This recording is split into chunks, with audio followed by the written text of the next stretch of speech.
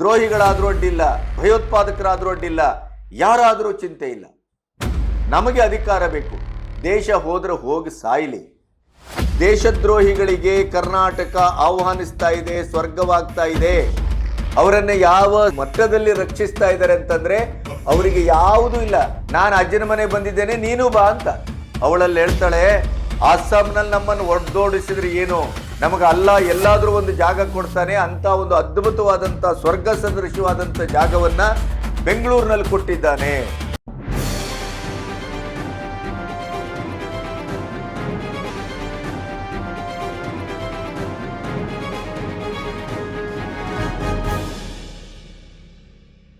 ನಮಸ್ತೆ, B Ganapati news ಚಾನಲ್ಗೆ ಸ್ವಾಗತ.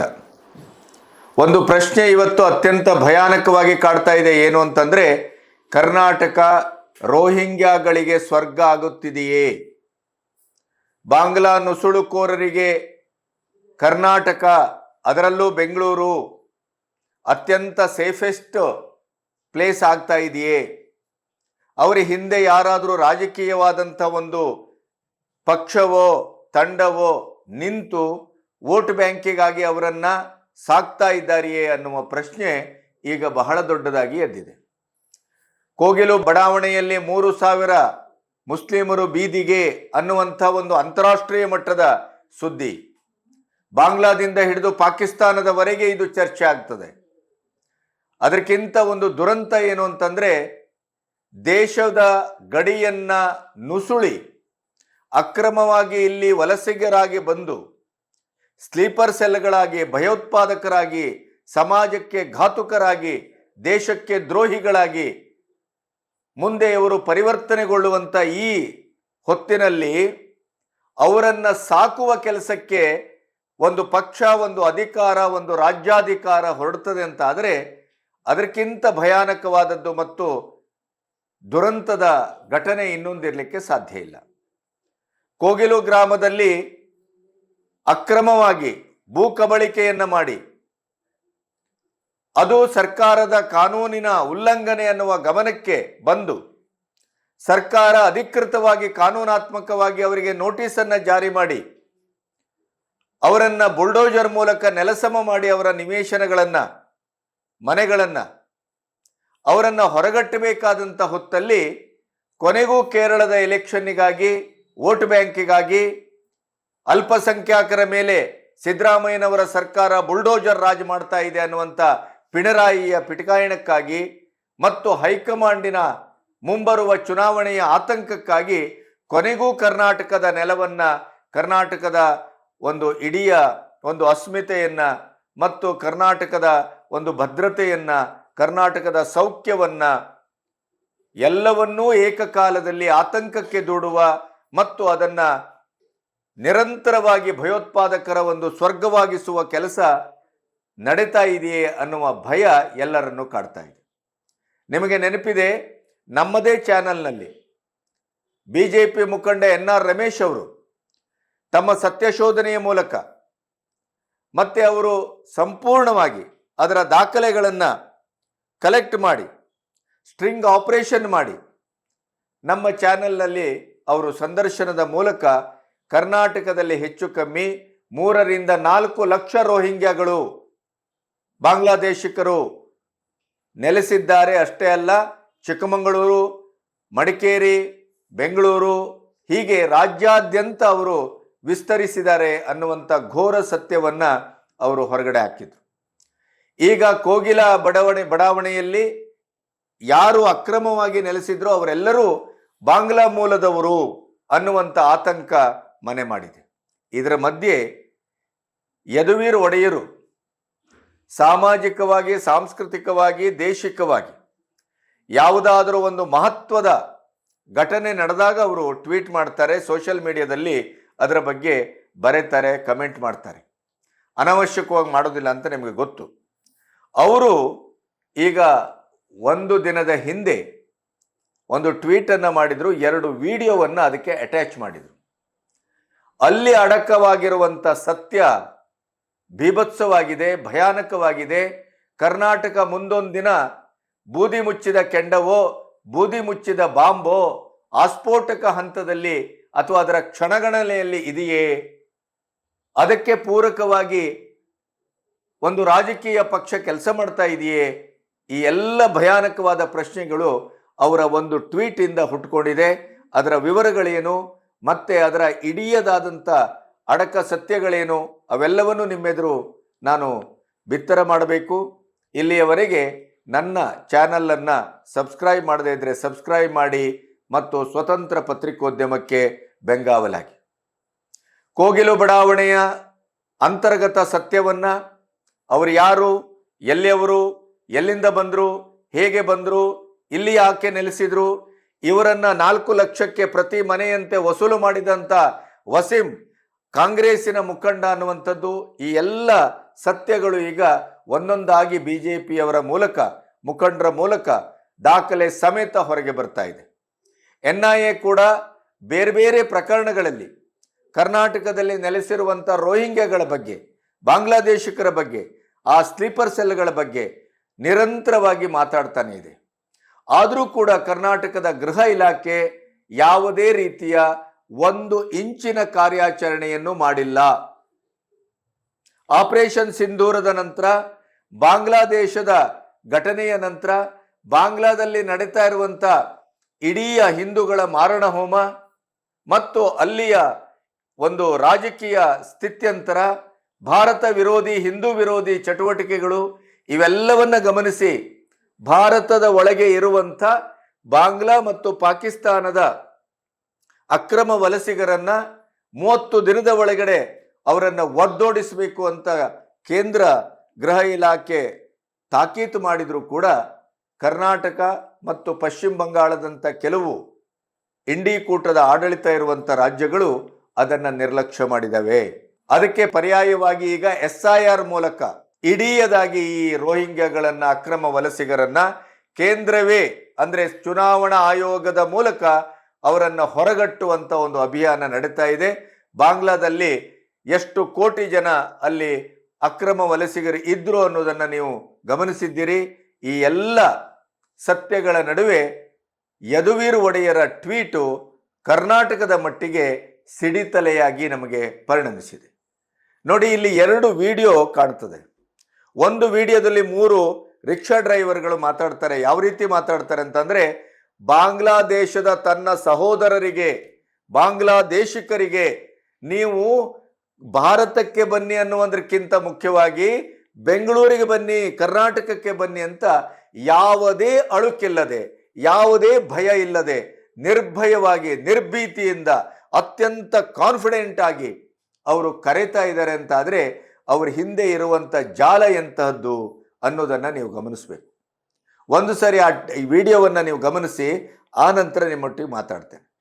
ಜಾಟ್ ಬಾಯ್ ಸಿಕ್ಯೂರಿಟಿ ಡ್ಯೂಟಿ ওয়াচম্যান আলার বাড়িয়ে যেন তারে তারে ধরিয়ে আমরা ফটো ফটো মারছি। আর ওই তো হে বাড়িয়েগিরি করে, সিকিউরিটি ডিউটি করে, 12,000 পেমেন্ট পায়। আর ও নাইট 9,000 টাকা, দিনে 11,000 টাকা। আচ্ছা আচ্ছা, 512 মতলব দিনো 12,000 হাসপিং ক্লিক করে তে আমরা গাড়ি দিয়ে দিবে। আর হবি ভাই তারা কোনটা কো ভরসা হয় না, ফটো লাগাইলে আছে দেখিলেই হয়। জসিম ভাই অলরেডি দাঁড়িয়ে আছে। ওই জাতু হাল্লাওয়ালি করস M0 গিয়া কিসে ওকাত দিগারা সরে M0 গিয়া গাড়ি এখন লিয়া তো ড্রাইভিং লাইসেন্স নাই, কোনকে খান্তা পড়তে ফেলাই किसे की मांगले को गाड़ी ले लो को आको तुना ये जान के दिगारा सो यार। ए এক কাম কর, তুই এক কাম কর, প্রধান সিকিউরিটি কর, ಯೂನಿಫಾರ್ಮ್ লাগাইলো, সিকিউরিটি কর, কোনো অসুবিধা না, কাম করতে ভাই আমরা। ನೋಡಿ ವೀಕ್ಷಕರೇ, ವಿಡಿಯೋವನ್ನ ಗಮನಿಸಿದ್ರಿ. ಅವರದೇ ಆದಂಥ ಬಾಂಗ್ಲಾ ಭಾಷೆಯಲ್ಲಿ ಮತ್ತು ಬಂಗಾಳಿ ಮಿಶ್ರಿತ ಭಾಷೆಯಲ್ಲಿ ಅವರು ಮಾತಾಡಿದ್ದನ್ನು ಕೇಳಿಸ್ಕೊಂಡ್ರಿ. ಅವ್ರು ಹೇಳ್ತಾರೆ, ಈ ಕರ್ನಾಟಕ, ಬೆಂಗಳೂರು, MG ರೋಡ್ ಅತ್ಯಂತ ಸುರಕ್ಷಿತವಾಗಿದೆ, ಸೇಫೆಸ್ಟ್ ಆಗಿದೆ. ಇಲ್ಲಿ ರಿಕ್ಷಾ ಡ್ರೈವರ್ ಕೆಲಸ ಸಿಗತ್ತೆ, ಸೆಕ್ಯೂರಿಟಿ ಗಾರ್ಡ್ ಸಿಗತ್ತೆ. ನೋಡಿ, ಕಳ್ಳನ ಕೈಯಲ್ಲೇ ಗಂಟು ಕೊಡಬೇಕು ಅಂತ ಗಾಂಧಿ ಹೇಳಿದ್ರಲ್ಲ, ಈಗ ಅದೇ ನಡೀತಾ ಇದೆ.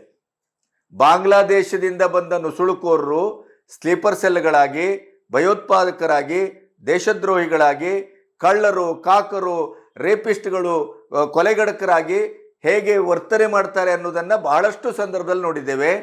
ಈಗ ನಮಗೆ ಕಡಿಮೆ ಹಣದಲ್ಲಿ ಸಿಗ್ತಾರೆ ಅನ್ನೋ ಕಾರಣಕ್ಕಾಗಿ ನಾವು ಕಾಫಿ ತೋಟದಲ್ಲೂ ಕೆಲಸಕ್ಕೆ ಇಟ್ಕೊಳ್ತೇವೆ, ಮತ್ತೆ ನಮ್ಮ ಬೇರೆ ಬೇರೆ ಕೆಲಸಕ್ಕೂ ನಿಯಮಿಸಿಕೊಳ್ತೇವೆ. ಅದರ ಜೊತೆಗೆ ಸೆಕ್ಯೂರಿಟಿ ಗಾರ್ಡ್ ಆಗಿ, ಅಂದರೆ ಯಾವ ಕಾವಲು ಭಟ ಒಂದು ಸ್ವತ್ತನ್ನ ಕಾಯಬೇಕು ಪ್ರಾಮಾಣಿಕವಾಗಿ, ಅಂತ ಕೆಲಸಕ್ಕೆ ಈ ದರಿದ್ರರನ್ನ, ದೇಶದ್ರೋಹಿಗಳನ್ನ ನಾವು ನೇಮಿಸ್ಕೊಳ್ತಾ ಇದ್ದೇವೆ. ಇಂಥ ಸಂದರ್ಭದಲ್ಲಿ ಅವನು ಹೇಳ್ತಾನೆ, ನೀವೆಲ್ಲರೂ ಬನ್ನಿ, ಇಲ್ಲಿ ಬೇಕಾದಷ್ಟು ಕೆಲಸಗಳಿದೆ, ನಮಗೆ ಇಲ್ಲಿ ಡ್ರೈವಿಂಗ್ ಲೈಸೆನ್ಸ್ ಸಿಗತ್ತೆ, ಆಧಾರ್ ಕಾರ್ಡ್ ಸಿಗತ್ತೆ, ಎಲ್ಲವೂ ಸಿಗತ್ತೆ, ನಮ್ಮನ್ನ ಇಲ್ಲಿಂದ ಒದ್ದೋಡಿಸುವ ದಮ್ಮು ಯಾರಿಗೂ ಇಲ್ಲ. ಆ ರೀತಿಯ ಒಂದು ಭರವಸೆಯ ಮಾತುಗಳು, ಆಹ್ವಾನದ ಮಾತುಗಳು. ಆ ಪಟಿಂಗರಿಗೆ ಯಾವ ರೀತಿಯ ಭಯರಹಿತವಾಗಿ ಅವರು ಮಾತಾಡ್ತಾ ಇದ್ದಾರೆ ಅಂತಂದ್ರೆ, ಈಗಿನ ಸೋಷಿಯಲ್ ಮೀಡಿಯಾದಲ್ಲಿ ಇಂಥ ವಿಡಿಯೋವನ್ನ ಮಾಡಿ ಬಾಂಗ್ಲಾದೇಶಿಕರನ್ನ, ನುಸುಳುಕೋರನ್ನ ನುಸುಳಿ ಬನ್ನಿ, ಅಕ್ರಮವಾಗಿ ನೀವು ಇಲ್ಲಿ ಬನ್ನಿ, ನಾವು ಸಕ್ರಮವಾಗಿ ಬದುಕಬಹುದು ಅನ್ನುವಂಥ ಒಂದು ಆಹ್ವಾನವನ್ನ ಕೊಡ್ತೇವೆ. ಆ ವಿಡಿಯೋ ವೈರಲ್ ಆಗುತ್ತೆ. ಆ ಮೂಲಕ ನಾನು NIAಗೋ ಇನ್ನೊಂದಕ್ಕೋ ಮತ್ತೊಂದಕ್ಕೋ ಸಿಕ್ಕಿ ಬೀಳಬಹುದು ಭಾರತದಲ್ಲಿ ಅನ್ನುವಂಥ ಭಯವೂ ಇಲ್ಲ ಅವರಿಗೆ. ಅಂದ್ರೆ ನೀವು ಯೋಚನೆ ಮಾಡಿ, ಅವರಿಗೆ ಯಾವುದೋ ಒಂದು ಅತ್ಯಂತ ಪ್ರಭುತ್ವಶಾಹಿಯಾದಂಥ ಕೈ ಅವರನ್ನ ಸಾಕ್ತಾ ಇದೆ. ಅವರಿಗೆ ಎಲ್ಲಾ ಸೌಲಭ್ಯಗಳು, ನಾವು ಹೇಳ್ತೇನೆ, ಮನೆ ಕೂಡ ಸಿಗುತ್ತೆ, ಬಹಳ ಚೆನ್ನಾಗಿರ್ಬೋದು ಅಂತ ಖುಷಿಯಾಗಿ ಆ ವಿಡಿಯೋವನ್ನ ಮಾಡಿ ಅವರು ಬಿಟ್ಟಿದ್ದಾರೆ. ಅದರ ಅರ್ಥ ಏನು ಅಂತಂದ್ರೆ, ಬೆಂಗಳೂರಿನಲ್ಲಿ ಅವರು ಎಷ್ಟು ಸಮೃದ್ಧವಾಗಿ ಅವರು ಹರಡಿಕೊಂಡಿದ್ದಾರೆ, ಅವರನ್ನ ಯಾವ ಮಟ್ಟದಲ್ಲಿ ರಕ್ಷಿಸ್ತಾ ಇದ್ದಾರೆ ಅಂತಂದ್ರೆ, ಅವರಿಗೆ ಯಾವುದೂ ಇಲ್ಲ, ನಾನು ಅಜ್ಜನ ಮನೆಗೆ ಬಂದಿದ್ದೇನೆ ನೀನು ಬಾ ಅಂತ, ಏನು ಆರಾಮಾಗಿದ್ದಾರೆ ಅವರು. ಅಂದ್ರೆ ಇದರ ಅರ್ಥ ಏನು? ನಮ್ಮ ಗೃಹ ಇಲಾಖೆ ಏನು ಮಾಡ್ತಾ ಇದೆ, ನಮ್ಮ ಇಂಟೆಲಿಜೆನ್ಸ್ ಡಿಪಾರ್ಟ್ಮೆಂಟ್ ಏನು ಮಾಡ್ತಾ ಇದೆ, ನಮ್ಮ ಮುಖ್ಯಮಂತ್ರಿಗಳು ಏನು ಮಾಡ್ತಾ ಇದ್ದಾರೆ, ದೇಶದ ಭದ್ರತೆ, ರಾಜ್ಯದ ಭದ್ರತೆ, ಹಾಗಾದ್ರೆ ಅವರಿಗೆ ಅದು ಗಂಭೀರವಾದ ಪ್ರಶ್ನೆ ಅಲ್ಲವೇ? ನಾಳೆ ಇವರಿಂದ ಎಂತೆಂಥ ಆತಂಕಗಳು ಬರಬಹುದು, ಈಗಾಗಲೇ ಬಂದಿದ್ದಾವೆ. ಪ್ರತಿಯೊಂದು ಬಾಂಬಿಂಗು, ಪ್ರತಿಯೊಂದು ಅಹಿತಕರ ಘಟನೆ, ದೇಶದ್ರೋಹಿ ಚಟುವಟಿಕೆ, ಹೆಣ್ಮಕ್ಕಳ ಮೇಲಿನ ಅತ್ಯಾಚಾರ ಇತ್ಯಾದಿಗಳ ಎಲ್ಲದರಲ್ಲೂ ಇವರ ಭಾಗ ಕಾಣ್ತಾ ಇದೆ. ಅವ್ನು ನೋಡಿ ಹೇಳ್ತಾನೆ, ಡ್ರೈವಿಂಗ್ ಲೈಸೆನ್ಸ್ ಸಿಗತ್ತೆ, ನಾವು ರಿಕ್ಷಾ ಡ್ರೈವರ್ ಆಗಿದ್ದೇವೆ, MG ರೋಡಲ್ಲೆಲ್ಲ ಅದ್ಭುತವಾಗಿ ನಾವು ಓಡಾಡ್ಕೊಂಡಿದ್ದೇವೆ ಅಂತ ಹೇಳ್ತಾನವ. ಈಗ ಅವನು ಊಬರ್ಗೆ ಬರ್ಬೋದು, ಓಲಾಕ್ಕೆ ಬರ್ಬೋದು, ಇನ್ನೊಂದಕ್ಕೆ ಬರ್ಬೋದು. ಯಾವುದೋ ಒಂದು ಹೆಣ್ಮಗಳು ಏರ್ಪೋರ್ಟಿಗೋ ಇನ್ನೊಂದಕ್ಕೋ ಮಧ್ಯರಾತ್ರಿಯಲ್ಲಿ ಕೆಲಸ ಬಿಟ್ಟು ಹೋಗುವಾಗ್ಲೋ ಹೋಗಿ ಎಷ್ಟು ಜನ ಅನಾಹುತಕ್ಕೆ ಈಡಾಗಿಲ್ಲ. ಜೀವಘಾತುಕ ಘಟನೆಯಲ್ಲಿ ಇಂಥ ದರಿದ್ರರು ಎಷ್ಟು ಜನ ಕಾಣಿಸ್ಕೊಂಡಿಲ್ಲ. ಆದರೆ ನಮ್ಮ ಗೃಹ ಇಲಾಖೆ ಕಣ್ಮುಚ್ಚಿ ಕುಳಿತಿದೆ. ಅದು ಎಷ್ಟು ಕಣ್ಮುಚ್ಚಿ ಕುಳಿತಿದೆ ಅಂತಂದ್ರೆ, ಮಹಾರಾಷ್ಟ್ರದ ನಾರ್ಕೋಟಿಕ್ ವಿಭಾಗ ಬಂದು ನಮ್ಮ ಮೈಸೂರಿನಲ್ಲಿರುವ ಅಥವಾ ಬೆಂಗಳೂರಿನಲ್ಲಿರುವ 4-5 ಡ್ರಗ್ಸ್ ಫ್ಯಾಕ್ಟರಿಯಲ್ಲಿ ಡ್ರಗ್ಸ್ಗಳು ತಯಾರಾಗ್ತಾ ಇರೋದನ್ನ ಅವರು ಬಂದು ಕಂಡಿಡಿದು ಕರ್ನಾಟಕ ಸರ್ಕಾರಕ್ಕೆ ಮೂತಿಗೆ ಹಿಡಿಬೇಕಾಗಿದೆ. ಅಂತ ದೌರ್ಬಲ್ಯ, ದೌರ್ಭಾಗ್ಯ, ನಿಶಕ್ತಿ, ನಿರ್ವೀರ್ಯತೆ ನಮ್ಮ ಪೊಲೀಸ್ ಇಲಾಖೆ. ಪರಮೇಶ್ವರ್ ಅವರೇ ಕೇಳಿಸ್ಕೊಳ್ಳಿ, ಇಂಥ ರೋಹಿಂಗ್ಯಾಗಳು ಬೆಂಗಳೂರಲ್ಲಿದ್ದು ವಿಡಿಯೋ ಮಾಡಿಬಿಡ್ತಾರೆ ಅತ್ಯಂತ ರಾಜರೋಷವಾಗಿ. ಏನನ್ನ ಸೂಚಿಸ್ತಾ ಇದೆ ಇದು? ರಾಜಕೀಯಕ್ಕಾಗಿ, ಅಧಿಕಾರಕ್ಕಾಗಿ ನಮ್ಮನ್ನೇ ನಾವು ಮಾರಿಕೊಳ್ಳುವ, ನಮ್ಮನ್ನೇ ನಾವು ಬಾಂಬಿಗೆ ತುತ್ತಾಗಿಸಿಕೊಳ್ಳುವ, ನಮ್ಮನ್ನೇ ನಾವು ಅಭದ್ರಗೊಳಿಸಿಕೊಳ್ಳುವಂತ ಇಂಥ ಹೇಯ ಕೃತ್ಯಕ್ಕೆ ಯಾವುದೋ ಒಂದು ಕೈ ಕೆಲಸ ಮಾಡ್ತಾ ಇದೆ ಅಂತ ನಿಮ್ಗೆ ಅನಿಸ್ತಾ ಇಲ್ವಾ? ಈ ವಿಡಿಯೋದಲ್ಲಿರುವ ಅವನ ಮುಖ ನೋಡಿ, ಅವನ ಭಾವನಾತ್ಮಕವಾದಂಥ ಚಹರೆ ನೋಡಿ, ಅವನ ಕಾನ್ಫಿಡೆನ್ಸ್ ನೋಡಿ, ಅವನ ಕರೆಯುವ ವಿಧಾನ ನೋಡಿ. ಅದು ಏನನ್ನ ಸೂಚಿಸ್ತದೆ? ನಾನು ಇಲ್ಲಿ ಬಹಳ ಭದ್ರವಾದಂಥ ಸ್ಥಿತಿಯಲ್ಲಿ ಇದ್ದೇನೆ. ಆ ಭದ್ರತೆಯನ್ನು ಯಾರೋ ಕೊಡ್ತಾ ಇದ್ದಾರೆ. ಅವರಿಗೆ ಅಕ್ರಮವಾಗಿ ಎಲ್ಲ Aadhaar card, driving licence, voter ID ಎಲ್ಲವನ್ನೂ ಒದಗಿಸಲಾಗ್ತಾ ಇದೆ. ಎಂಥ ಸ್ಥಿತಿ ಬಂತು ಕರ್ನಾಟಕಕ್ಕೆ. ಅದರ ಮಧ್ಯೆ ಇನ್ನೊಂದು ಸೈರಾ ಬಾನು ಅಂತೆ, ಅಸ್ಸಾಂದಲ್ಲಿ ನಿಮಗೆ ಬಿಸ್ವಾಸ್ ಶರ್ಮಾ ಗೊತ್ತಿದೆ, ಅಲ್ಲಿ ಬುಲ್ಡೋಜರ್ ಆಗ್ತಾ ಇದ್ದಾರೆ, ಅಕ್ರಮ ವಲಸಿಗರನ್ನ ಹುಟ್ಟಡಗಿಸಿ ಒದ್ದೋಡಿಸ್ತಾ ಇದ್ದಾರೆ. ಅವಳಲ್ಲಿ ಹೇಳ್ತಾಳೆ, ಅಸ್ಸಾಂನಲ್ಲಿ ನಮ್ಮನ್ನು ಒದ್ದೋಡಿಸಿದ್ರೆ ಏನು, ನಮಗೆ ಅಲ್ಲ ಎಲ್ಲಾದ್ರೂ ಒಂದು ಜಾಗ ಕೊಡ್ತಾನೆ, ಅಂತ ಒಂದು ಅದ್ಭುತವಾದಂಥ ಸ್ವರ್ಗ ಸದೃಶವಾದಂಥ ಜಾಗವನ್ನ ಬೆಂಗಳೂರಿನಲ್ಲಿ ಕೊಟ್ಟಿದ್ದಾನೆ. ಯಾರೂ ಟೆನ್ಷನ್ ಮಾಡಬೇಡಿ, ನಾನು ಬೆಂಗಳೂರಿಗೆ ಹೊರಟಿದ್ದೇನೆ, ನೀವು ಬನ್ನಿ. ಇವರ ಅಪ್ಪನ ಆಸ್ತಿ, ಬಾಂಗ್ಲಾದೇಶಿಕರ ಅಪ್ಪನ ಆಸ್ತಿ ಬೆಂಗಳೂರು ಅಂದ್ರೆ. ಅದಕ್ಕಾಗೇನೆ ಪ್ರತಿ ಸರಿ ದುರಂಧರ್ ಸಿನಿಮಾ ಇರ್ಬೋದು, ಅಥವಾ ಈ ದೇಶವನ್ನು, ದೇಶದ ಆತ್ಮವನ್ನು, ದೇಶೀಯತೆಯನ್ನು, ಸನಾತನ ಧರ್ಮವನ್ನು ಪ್ರೀತಿಸುವ ಪ್ರತಿಯೊಬ್ಬರ ಆತಂಕ ಏನು ಗೊತ್ತಾ? ನಮಗೆ ಬಾಂಗ್ಲಾ ಅಲ್ಲ, ಟರ್ಕಿ ಅಲ್ಲ, ಚೈನಾ ಅಲ್ಲ, ಅಮೇರಿಕ ಅಲ್ಲ, ದರಿದ್ರ ಪಾಕಿಸ್ತಾನ ಅಲ್ಲ, ದೇಶದ ಒಳಗಡೆ ಇರುವ ರಾಜರೋಷಾಗಿ ತಿರುಗಾಡುವ ದೇಶದ ಒಳಗಡೆಯ ದೇಶದ್ರೋಹಿಗಳು. ಅವರ ಕುಮ್ಮಕ್ಕಿಲ್ಲದೆ ಇದ್ರೆ ಇಂಥ ಒಂದು ಹೆಣ್ಣುಮಗಳು ಆಸ್ಸಾಂ ಸರ್ಕಾರ ಬಿದ್ದೋಗುವಲ್ಲಿವರೆಗೆ ನಮಗೆ ಕರ್ನಾಟಕ, ಬೆಂಗಳೂರು ಅತ್ಯಂತ ಸೇಫೆಸ್ಟ್ ಜಾಗ, ನಾನು ಹೋಗ್ತಾ ಇದ್ದೇನೆ ನೀವು ಬನ್ನಿ ಅಂತ ಕರೀತಾ ಇದ್ದಾಳೆ. ಅಲ್ಲ ಕರಳಿಸ್ತಾ ಇದ್ದಾನಂತೆ. ಏನು ಹೇಳಬೇಕು ಇದಕ್ಕೆ? ಯದುವೀರ್ ಒಡೆಯರ್ ಇದನ್ನು ಟ್ವೀಟ್ ಮಾಡಿಕೊಂಡು ಇದನ್ನು ಹಂಚಿಕೊಂಡಂಥ ಒಂದು ಐಡಿಯಾ, ಒಂದು ನೆಲೆಗಟ್ಟು ಏನು ಅಂತಂದರೆ, ಅವರ ಒಡಲಿಗೂ ಬೆಂಕಿ ಬಿದ್ದಿದೆ, ಅವರು ಆತಂಕದಲ್ಲಿದ್ದಾರೆ. ದೇಶ, ರಾಜ್ಯ ಯಾವ ಮಟ್ಟಕ್ಕೆ, ಎಲ್ಲಿಗೆ ಹೋಗ್ತಾ ಇದೆ? ಒಂದು ಮೋದಿ, ಒಂದು ಅಮಿತ್ ಶಾ, ಒಂದು ದೇಶದ ಸರ್ಕಾರ ಈ ದೇಶದ್ರೋಹಿ ಮತ್ತು ಭಯೋತ್ಪಾದಕ, ಈ ಸ್ಲೀಪರ್ ಸೆಲ್ಗಳಾಗಿ ಕೆಲಸ ಮಾಡುವಂಥ ರೋಹಿಂಗ್ಯಾಗಳನ್ನು ಹೊರಗಟ್ಟಬೇಕು ಅಂತ ಅಹೋರಾತ್ರಿ ಕೆಲಸ ಮಾಡ್ತಾ ಇದ್ರೆ, ಅಧಿಕಾರಕ್ಕಾಗಿ, ರಾಜಕಾರಣಕ್ಕಾಗಿ ಅವರನ್ನು ಸಾಕುವ ಕೆಲಸಕ್ಕೂ ಇನ್ನೊಂದು ರೀತಿಯಲ್ಲಿ ಇನ್ನೊಂದು ಪಕ್ಷ ಕೆಲಸ ಮಾಡ್ತಾ ಇದೆ ಅಂತ ಆದರೆ, ಇದಕ್ಕಿಂತ ದುರಂತ, ಇದಕ್ಕಿಂತ ಭೀಭತ್ಸ, ಇದಕ್ಕಿಂತ ದೇಶದ್ರೋಹ ಇನ್ನೊಂದಿರಲಿಕ್ಕೆ ಹೇಗೆ ಸಾಧ್ಯ ಹೇಳಿ? ಆ ಹೆಣ್ಮಗಳ ভিডিওವನ್ನು ನೋಡಿ, ಅವಳು মাতাড়ো শৈলী ನೋಡಿ। আসামের ভাইদের বলতেছি, আপনারা নামনি অঞ্চলের মানুষ উজনি অঞ্চলত গই কাম করবেন না, যেই কামই হোক করবেন না, আপনাদের অভাব বুঝতে দেন, আপনারা সম্মানের সহিত কাম করবেন। আল্লাহর দুনিয়ায় কেউ না খেয়ে মরে যায় না, রিজিকের মালিক আল্লাহ, টেনশন করবেন না, বাইরে বের হন। আমি আজকে 10 বছর ধরে বেঙ্গালুরে মরে যাইনি, আল্লাহর দুনিয়ায় এক জায়গা না এক জায়গায় আমার রিজিক লিখে থুইছে। তো আপনারা নামনি অঞ্চলের মানুষ উজনি অঞ্চলত গই কাম করবেন না, বুঝুক মানুষে যে আপনারা কত মূল্যবান, মুসলমান কত মূল্যবান, আসামের মানুষকে বুঝতে দেন। আপনারা যদি কাজ না পান আমার সাথে কন্ট্যাক্ট করেন, বেঙ্গালুরে ইন্ডাস্ট্রি, বড় বড় ইন্ডাস্ট্রি আছে, কাজ করে খাবেন, কাজের সাথে সাথে ইজ্জত পাবেন। ছাড়েন ওই হিমন্তর দেশ, লাগান বিদেশ। ವೀಕ್ಷಕರೇ ನೋಡಿದ್ರಲ್ಲ, ಅಂದ್ರೆ ಕೊನೆಗೂ ರಾಜಕೀಯ ಅನ್ನೋದು ಒಂದು ರಚನಾತ್ಮಕವಾಗಿ ಉಳಿದಿಲ್ಲ. ರಾಜಕೀಯ ಅನ್ನೋದು ಒಂದು ಸಮತೂಕದ ರಾಜಕಾರಣ ಅಲ್ಲ.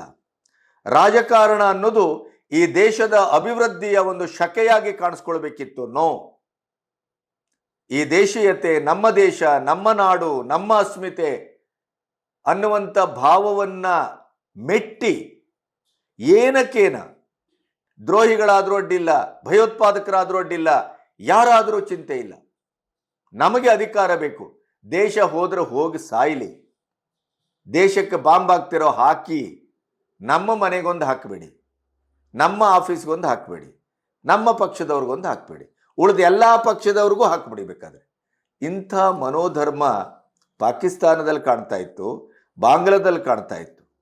ಆದರೆ ಅದು ಈಗ ಭಾರತಕ್ಕೂ ಕಾಲಿಟ್ಟಿದೆ. ಮುಖ್ಯವಾಗಿ ಕರ್ನಾಟಕ ಅದರ ಸ್ವರ್ಗವಾಗಿದೆ. ಈ ಎರಡು ವಿಡಿಯೋಗಳು ಏನನ್ನ ಹೇಳ್ತಾ ಇದೆ ಅಂತಂದ್ರೆ, ದೇಶದ್ರೋಹಿಗಳಿಗೆ ಕರ್ನಾಟಕ ಆಹ್ವಾನಿಸ್ತಾ ಇದೆ, ಸ್ವರ್ಗವಾಗ್ತಾ ಇದೆ. ಹಾಗಾದ್ರೆ ಈ ಆಹ್ವಾನಿಸುವಂತ ಈ ಜನಗಳ ಹಿಂದೆ ಇರುವ ಕೈಗಳು ಯಾವುದು, ಶಕ್ತಿ ಯಾವುದು, ಪಕ್ಷ ಯಾವುದು ಅನ್ನೋದು ಬಹಳ ಮುಖ್ಯ. ನಮ್ಮ ಕರ್ನಾಟಕದ ಗೃಹ ಇಲಾಖೆ ಬಹಳ ಅದ್ಭುತವಾಗಿ ನಿದ್ದೆ ಮಾಡ್ತಾ ಇದೆ. ಜಾಣ ನಿದ್ದೆ ಇದು, ಜಾಣ ಕುರುಡು. ನೆನಪಿಡಿ, ನಿದ್ದೆ ನಿಜವಾಗಿಯೂ ಬಂದವರನ್ನ ಎಬ್ಬಿಸಬಹುದು. ಒಂದು ಬಕೆಟ್ ನೀರು ಬೇಡ, ಒಂದು ತಂಬಿಗೆ ನೀರು ಸಾಕು, ಅಥವಾ ಒಂದು ಚಾದರವನ್ನು ಎಳೆದರೂ ಸಾಕು. ನಿದ್ದೆ ಬಂದ ಹಾಗೆ ನಟಿಸುವವರಿಗೆ ಕುಂಭಕರ್ಣನ ಹಾಗೆ ಹೇಳುವುದಿಲ್ಲ ಅವರು. ಅದರಿಂದ NIA ಇದರ ಬಗ್ಗೆ ಯೋಚನೆ ಮಾಡಬೇಕು. ಆಮೇಲೆ ದೇಶಭಕ್ತ MP ಗಳು, ರಾಜಕಾರಣಿಗಳು ಈ ಯದುವೀರ್ ಒಡೆಯರ ಟ್ವೀಟನ್ನು ಮತ್ತು ಅದರಲ್ಲಿ ಅಡಕವಾಗಿರುವಂಥ 2 ವಿಡಿಯೋಗಳನ್ನು ಅತ್ಯಂತ ಗಂಭೀರವಾಗಿ ಗಮನಿಸಬೇಕು. ಈಗಲಾದರೂ ಪರಮೇಶ್ವರ್ ಅವರು ಮತ್ತು ಗೃಹ ಇಲಾಖೆ ಈ ಬಗ್ಗೆ ಹೆಚ್ಚಿನ ಕಾಳಜಿಯನ್ನು ವಹಿಸಿ, ಈ ದೇಶದ್ರೋಹಿಗಳು ತಾವು ಬಂದದ್ದಲ್ಲದೇನೆ, ತಾವು ಅಕ್ರಮವಾಗಿ ನುಸುಳಿದ್ದಲ್ಲದೇನೆ, ತಾವು ಲಂಚ ರುಶ್ವತ್ತು ಅಕ್ರಮವಾಗಿ ಇಲ್ಲಿಯ ಸೌಲಭ್ಯಗಳನ್ನು, ಆಧಾರ್ ಕಾರ್ಡು, ಎಲೆಕ್ಷನ್ ಕಾರ್ಡು ಇತ್ಯಾದಿಗಳನ್ನು ಪಡ್ಕೊಳ್ಳೋದಲ್ಲದೇನೆ ತಮ್ಮವರನ್ನು ಇನ್ನಿಷ್ಟು ಜನರನ್ನು ಆಹ್ವಾನಿಸುವ ಒಂದು ದುಷ್ಟತನಕ್ಕೆ, ದುರಹಂಕಾರಕ್ಕೆ ಇಳಿತಾರೆ ಅಂತಾದರೆ ಎಂಥ ರಾಜ್ಯದಲ್ಲಿ ನಾವು ಬದುಕ್ತಾ ಇದ್ದೇವೆ ಅನ್ನೋದನ್ನು ಸಾರ್ವತ್ರಿಕರು ಅರ್ಥ ಮಾಡ್ಕೋಬೇಕು. ಮತ್ತು ಗೃಹ ಇಲಾಖೆ ಇನ್ನಾದರೂ ತನ್ನ ಜಾಣ ನಿದ್ದೆಯನ್ನ ಅಥವಾ ಜಾಣ ಕುರುಡುತನವನ್ನ ಮರೆತು ಈ ನೆಲದ ಒಂದು ಭದ್ರತೆಗಾಗಿ, ರಾಜ್ಯದ ಭದ್ರತೆಗಾಗಿ, ಜನರ ಭದ್ರತೆಗಾಗಿ, ದೇಶದ ಭದ್ರತೆಗಾಗಿ ಕನಿಷ್ಠ ಮಟ್ಟದಲ್ಲಾದರೂ ಯೋಚಿಸಬೇಕು, ಯೋಚಿಸ್ತದೆ ಅಂತ ಭಾವಿಸಿ ನನ್ನ ಮಾತನ್ನು ಮುಗಿಸ್ತಾ ಇದ್ದೇನೆ. ನಮಸ್ತೆ.